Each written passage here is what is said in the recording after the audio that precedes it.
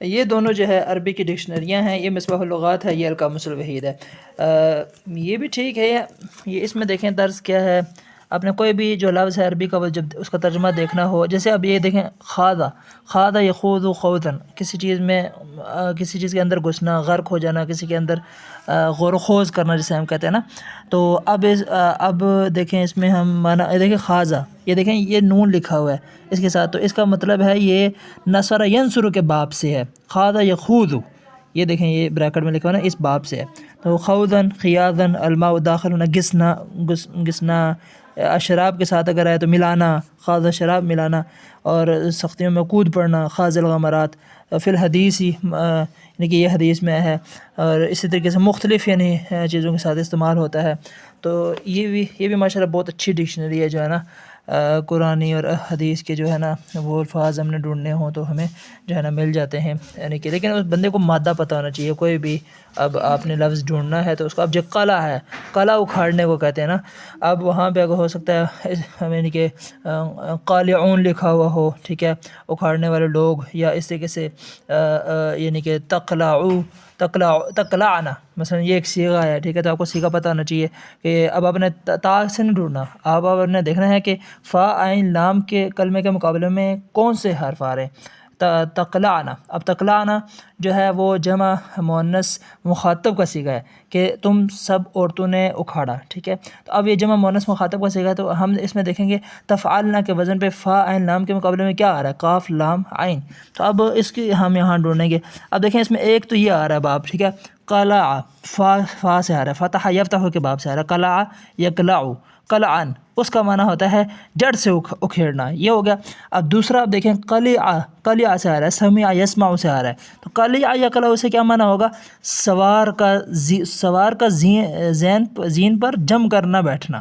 ٹھیک ہے، قلعن۔ اور اگر رجل کے ساتھ استعمال ہو لفظ اسم یہ آئے گئے تو کن ذہنی کی وجہ سے کلام کو نہ سمجھنا، اگر یہ جملہ ہو نا قلیع الرجل، تو پھر یہ معنی ہوگا کہ جو ہے نا آدمی جو ہے وہ کن ذہنی کی وجہ سے کلام کو نہ سمجھ سکا۔ اور لیکن قلع ہو، قلع الشیء، قلع الشیء اس نے جڑ سے اکھیڑ دیا، یعنی کہ کوئی آدمی جڑ سے کسی چیز کو اکھیڑتا ہے تو قلع استعمال ہوتا ہے۔ تو یہ بہرحال یہ مصباح اللغات کا وہ طرز ہے، لیکن جو بہترین قاموس ہے، بہترین ڈکشنری ہے وہ یہ ہے القاموس الوحید۔ اس میں جو دیکھیں مولانا وحید الزمان قاسمی کرانی، استاد حدیث و ادب عربی معامر، محتمم دارالعلوم دیوبند، مولانا یہ رہے ہیں، اور اس کو پھر جو ہے نا مراجعہ تقدیم کیا مولانا امید الزمان قاسمی کرانی۔ بہت ہی خوبصورت قاموس، بہت ہی شاندار قاموس۔ تو اس میں آپ دیکھیں جی، اس میں شروع میں آپ کو نظر آئے گا مختلف قوامیس جو ہیں ڈکشنریاں، ان کے حوالے سے ان کی تفصیلات بتائی ہیں انہوں نے، پرانی جو قوامیس ہیں۔ لیکن اگر ہم اس میں ہم لفظ ڈھونڈتے ہیں، اور اس میں یہ ہے کہ قرآن کا ساتھ بتاتے بھی ہیں، اگر قرآن میں قرآن کی اگر آیت یا حدیث میں وہ لفظ آیا ہو نا، تو اس کا بھی جو ہے نا وہ ساتھ ساتھ بتا دیتے ہیں۔ جیسے اب یعنی اب دیکھیں نا ظہر، ٹھیک ہے، ظہر پیٹھ کو بھی کہتے ہیں ظہر، غمرہ، یا ہم نے کوئی بھی دیکھنا ہے۔ اب دیکھیں زیادہ تر یہ ہوتا ہے کہ یہ اب تین جو حرف ہیں وہ دیے ہوتے ہیں، تو وہ اس کو مادہ بولتے ہیں، یعنی کہ